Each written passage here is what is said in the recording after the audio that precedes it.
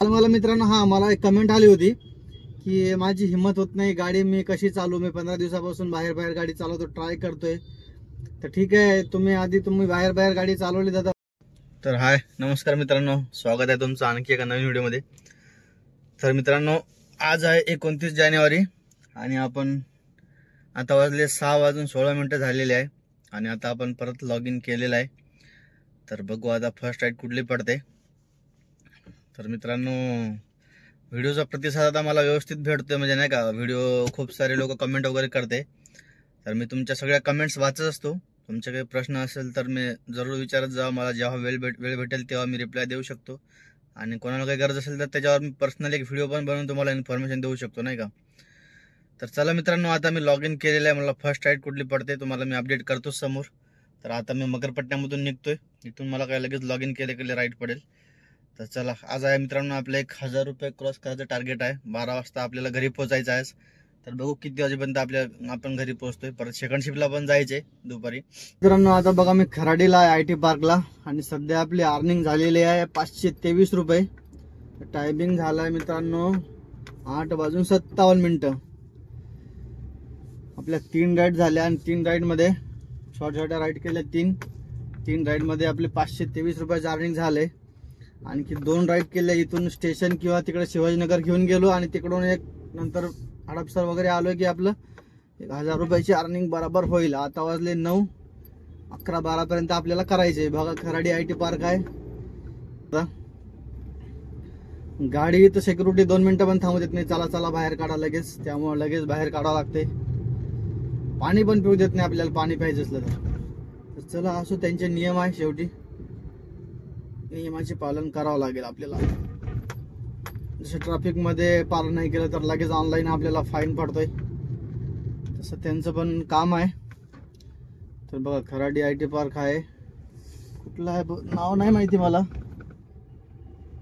तर असा विषय मित्रांनो, ही आहे मैनी. समोरून येत आहे ते छोटी मैनी, विजिटर असतील बहुतेक, फिरत आहेत. तर इथून बघा चाललोय आता आपण बाहेर. इथून आता राईड घेऊ आता कुठली तरी एखादी. इथून राईड घेतली की डायरेक्ट मग आपल्याला बाहेरच जायचंय. तर मित्रांनो, आता आपले अशा प्रकारे 986 रुपये झालेले आहे, काहीतरी 1000च्या जवळपास काहीतरी झाले. आणि आता टायमिंग झाले 11 आणि आता आहे मी वाघोलीमध्ये. आता आपल्याला आपला CNG एक गाडी राहिली. 4 गाडी CNG होता सकाळी, आता एक गाडी CNG आहे. आता ट्रिप मला पडली होती, पण घराकडची काही ट्रिप पडत नाही आहे. तर तिकडं दूर जायला काही परवडणार नाही मला. आता मला वाटतं की इथून डायरेक्ट 7-8 किलोमीटर आपली रूम आहे. तिथे आपल्या रूम जवळ CNG भेटेल. तिकडची ट्रिप पडते का बघतो मी. जर पडली तर फारच छान, नाही पडली तर मग आपल्याला असंच रूमवर जावं लागेल. आता रूमवर जाऊन तिथं आधी CNG भरून मग आता आराम करून आपल्याला जेवण करून मग सेकंड शिफ्टला जायचंय. जवळपास काहीतरी आपल्याला 300-350 रुपयाचा CNG लागला असेल. 600-650 रुपये आपल्याला राहिले एक किती 4 तासामध्ये. सकाळी मी 6:15 चालू केलं होतं. तर ठीक आहे, 4 तासामध्ये नवीन आहे. आणखी परत आपल्याला आणखी हे सांगतो की आपल्याला आणखी आयडिया आलेली नाही आहे व्यवस्थित, ट्रिप कुठून घ्यायची, कुठं काय नाही. मी थोडा एक्स्ट्रा असं फिरून घेतोय. लोकेशन वगैरे माहित नाही, त्यामुळे नाही का माझं एक्स्ट्रा रनिंग होते थोडं. 5-10 किलोमीटर सिटीमध्ये गेलो ना, तर जिथून मग कधी ना मॅप लवकर ऍक्टिवेट होत नाही. ते म्हणजे दाखवत नाही की आपल्याला लेफ्ट घ्यायचं की राईट घ्यायचंय. तर त्यामुळं मग काय होते, मग मला समोर जावं लागते आणि परत U-टर्न मारून यावं लागतंय. त्यामुळं माझं 1-2-4 किलोमीटर असं प्रत्येक राईडला एक्स्ट्रा होत आहे. थोडं की जम बसायला वेळ लागेल. महिन्याभरात आपल्याला सगळा एक्सपिरियन्स येईल, मग त्यानंतर व्यवस्थित सगळं होईल. त्यामुळं अर्निंग कमी होत आहे, नाहीतर अर्निंग व्यवस्थित होईल. गाडी पण ओके मध्ये जमायला लागली. काल मला मित्रांनो मला एक कमेंट आली होती की माझी हिम्मत होत नाही, गाडी मी कशी चालू, मी 15 दिवसापासून बाहेर गाडी चालवतो, ट्राय करतोय. तर ठीक आहे, तुम्ही बाहेर गाडी चालवली दादा, बरोबर गोष्ट आहे, पण थोडा तुम्हाला हिम्मत करावं लागेल. तर मी आधी क्लास लावला होता, त्यानंतर गावाला जाऊन आलोय, नंतर मी चालवायला लागलोय. आपण कसं हिम्मत करणारा व्यक्ती आहे, आणि हिंमत केली तरच तुम्हाला येईल. कसं आहे, ड्रायव्हिंग सीटवर बसलं की एकदा घाबरायचं नाही, एकदा ड्रायव्हिंग सीटवर बसलं की घाबरायचं नाही. मग थोडं क्लच वगैरेचं हे आले जजमेंट की मग इझी आहे गाडी चालवणं, बाकी एवढं काही नाही आहे. पण हिंमत करावं लागेल, कॉन्फिडन्स करावं लागेल, घाबरल्याने नाही होत. थोडी भीती वाटली मला पहिल्या दिवशी, पण आता काय भीती नाही. आता एकदम ओके मध्ये कार्यक्रम झालाय, सगळं कार्यक्रम डन झालाय आता, सगळं काही विषय नाही. बाकी आहेत निगेटिव्ह लोक बोलणारे खूप आहेत, बोलणारे चालूच आहे बोलणाऱ्यांचं. पण चला, आपल्याला त्या लोकांकडे लक्ष द्यायचं नाही. जर लाईफमध्ये कधी पण सक्सेस व्हायचं असेल ना, जे आपल्याला व्यक्ती नेहमी निगेटिव्ह बोलतो ना, त्या व्यक्तीच्या कॉन्टॅक्टमध्ये राहायचं नाही जास्त, त्याचे कॉल रिसिव्ह करायचे नाही. की बाबा जो माणूस आपल्याला पॉझिटिव्ह बोलतोय, ठीक आहे, कधीतरी व्यवस्थित चांगलं बोलतोय, त्याच माणसाचे कॉल रिसिव्ह करायला पाहिजे. आणि जो व्यक्ती आपल्याबद्दल निगेटिव्ह बोलतो आणि आपल्याला पण निगेटिव्ह करतो, तशा व्यक्तीचे कॉलच रिसिव्ह करायचे नाही, त्याला तिकडे ढकलून द्यायचं. त्याला बी वाटलं पाहिजे ठीक आहे आपल्याला इग्नोर करतोय, मग तो परत आपल्याला कॉल करून त्रासच देणार नाही. तर असा विषय आहे. तर थोडं नवीन नवीन आहे त्यामुळे अर्निंग कमी होते, नाहीतर एवढ्या वेळामध्ये सकाळी 6ला निघालो 12ला आलो ना, तर 1,500 रुपये कसे पण होतील, 1,500-2,000 रुपये कसे पण होईल आरामशीर. कारण की बाकीचे लोक करतायत, ते टेक्निक वापरून करतायत. ती टेक्निक सध्या आपल्याला आणखी आली नाही. कुठली पण गोष्टी एकदाच होत नसते, टेक्निक शिकायला थोडी वेळ लागेल. आता आपल्याला किती दिवस झाले, माझा आजचा 5वा दिवस आहे, 5वा दिवस आहे, तरी पण मी व्यवस्थित करतोय आपलं व्यवस्थित. 5वा दिवस आहे. आता हळूहळू महिनाभर जर झालाय तर कुठली ट्रिप घ्यायची कुठली नाही. आता मी ओलाला सध्या रिचार्ज करत नाही आहे, कारण की थोडं आपलं एकदा व्यवस्थित झालंय की सगळं, मग ओलाला रिचार्ज केले, ट्रेन झाले एकदम फुल ओके मध्ये, सगळे लोकेशन वगैरे माहीत झाले की मग त्यानंतर ओलाची ट्रिप घेऊन, ओलाचं काहीतरी 139 रुपयाचं काहीतरी आहे 1 डेचं सबस्क्रिप्शन प्लॅन.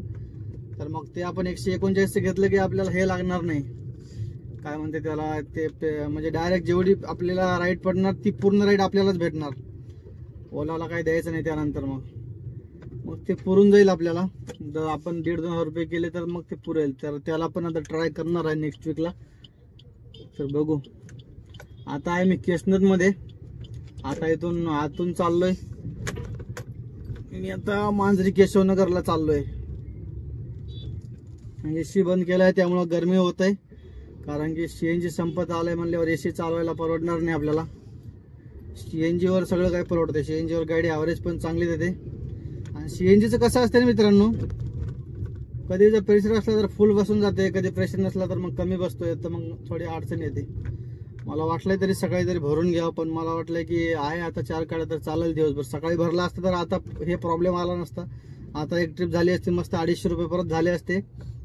आणि मग तसा विषय आहे. थोडं असं स्मार्ट गोष्टी कराव्या लागतात सगळ्या. आणि बऱ्याच लोकांचे मला कमेंट येते आणखी की दादा नवीन गाडी घ्यायला पुरेल की सेकंड गाडी घ्यायला पुरेल. तर मी एकच सांगेल मित्रांनो तुम्हाला, हे बघा, या धंद्यामध्ये मेहनत खूप आहे. जर मेहनत करायची इच्छा असेल, ट्रॅफिकमध्ये गाडी चालवायची इच्छा असेल तरच तुम्ही गाडी घ्या. आणि पैसा आहे बरं का, कमवला मेहनत केली तर पैसा आहे. जुने लोक म्हणतात काय की आणखी मेहनत केली तर पैसा आहे. मला तर काय आणखी एवढा अनुभव आलेला नाही, आपला 4-5 दिवसाचा अनुभव आहे, 8 दिवसाचा जास्तीत जास्त. तर एसी चालूच करावं लागेल मला वाटते. सीएनजी संपला तर पेट्रोलवर गाडी नेऊ, पण नको, टेन्शन नको घ्यायला, तोपर्यंत भेजून जाईल मी. तर आणि एक प्रश्न होता की जुनी गाडी घ्यायची का नवी गाडी घ्यायची. तर मी एकच सांगेल मित्रांनो, जुनी गाडी जर तुम्हाला घ्यायची असेल तर तुमच्या ओळखीमधली जर कोणाची असेल, नाही का, रात्रंदिवस तुम्ही बघताय किंवा मग माहिती असेल तरच ती गाडी घ्या. नाहीतर मग जुन्या गाडीमध्ये मित्रांनो खूप प्रॉब्लेम असतात. किती पण म्हणलं तरी जुन्या गाडीमध्ये प्रॉब्लेम असतात. कारण की मी सर्व्हिस सेंटरला गेलो होतो सर्व्हिसिंगला, जे तिथे नव्या गाड्या होत्यात ना, म्हणजे जे 3rd 4th सर्व्हिसिंगला येतात, त्याच गाड्यामध्ये नाही का खूप प्रॉब्लेम होते. तर मग त्या गाडीला किती वर्ष पण झालं नाही, सपोज 1 वर्ष झाले असेल, तर त्या गाडीमध्ये एवढे सारे प्रॉब्लेम्स आहेत. आणि मग जर तुम्ही 2 वर्ष 4 वर्ष जुनी गाडी घेत असेल तर त्याच्यामध्ये ऑब्व्हियसली काही ना काही प्रॉब्लेम असणार आहे. जर तुम्हाला ते सगळं हँडल म्हणजे करता येईल व्यवस्थित तर तुम्ही घेऊ शकता, फिटरला वगैरे दाखवून एखाद्या. नाहीतर मग आपलं जर तुम्हाला करायचंच आहे, घ्यायचीच आहे गाडी, तर मग तुम्ही एक बजेट टाईट असेल तर सेलेरिओ घेऊ शकताय, वॅगनर घेऊ शकताय, एस्प्रेसो पण घेऊ शकता. एस्प्रेसो एक ऑप्शन आहे, ते आपापल्या बजेटनुसार आहे आणि आपापल्या चॉईसनुसार आहे मित्रांनो, असा विषय आहे. तर बऱ्याच कमेंट होत्या, तर मी एवढंच सांगेल आधी, नाही तर तुम्ही काय करा, ते फ्लेटची गाडी येते काहीतरी उबेर फ्लेटची, ते रेंटनी गाडी भेटते काहीतरी वॅगनार 5,000 का काहीतरी 10,000 रुपये रेंट देऊन, तर ती चालून बघा आधी. असं काही नाही ट्रॅफिक मध्ये चालवायची वगैरे गाडी, एवढं काय असं काही मुश्किल नाही आहे. पण थोडं कसं जिद्दी माणूस लागतोय, मेहनत करणारा. नाहीतर मग कटाळा तर घरामध्ये बसून तर पैसे येणार नाही, आपल्याला करावं लागणार, त्यानंतरच पैसे येणार. आता बघा म्हणजे सकाळी आलोय उठून, आता मला काय हौस येते का, मला पण कंटाळा येतो की सकाळी उठायचा. पण आपलं उठलोय, थोडं 2-4-5 मिनिटं वाटले, फ्रेश झालोय, आंघोळ केली, चहा नाश्ता झालाय आणि आलो. झाले आपले एवढे 600-700 रुपये पण जरी उरले आपल्याला, तरी महिन्याचे 20,000 उरतात. महिन्याचे 20 उरले म्हणजे किती, जवळपास 2-2.5 लाख रुपये तरी आपण कमवल ना या गाडीवर वर्षाचे. होईल 1-2-3 वर्षामध्ये गाडी आपली होईल, बस झालं. एवढंच स्वप्न आहे आपलं, बाकी काही स्वप्न नाही मोठं की गाडीवर आपल्याला बिल्डिंग वगैरे बांधायची नाही, गाडी नील करायची आपल्याला 2 ते 3 वर्षामध्ये बस. आणि मग आपल्याला गाडी होईल वापरायला. जर मग याच्यामध्ये आपल्याला जमलंय की हा व्यवस्थित वगैरे आहे सगळं, तर गाडी वाढू शकतो समोर. जर वाटलं की नाही याच्यामध्ये काही व्यवस्थित नाही आहे, तर मग हिला पांढरी पाटी करून आपण घरी वापरू शकतो, दुसरं काहीतरी करू शकतोय असं. पण एक आहे याच्यामध्ये, चांगले चांगले लोक भेटतात. आणि तुमचे कुठले जर काम असेल लोनचे वगैरे काही नाही का, चांगले चांगले लोक भेटतात. जर व्यवस्थित आपण कस्टमरला हँडल केले तर ते तुमचे कामं होऊ शकतात.